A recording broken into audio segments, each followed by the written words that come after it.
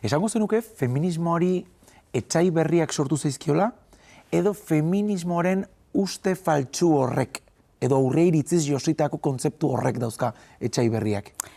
Ez dut uste etsai berriak eta direnik, agian betiko etsaiak eta direla. Eta betiko etsai horiek aurkitu dute espazio interesgarri bat, edatzeko espazio interesgarri bat, espazio digitala, nolabait feminismoak azkeneko urte hauetan eman ditun urrats hoiei freno bat jartzeko.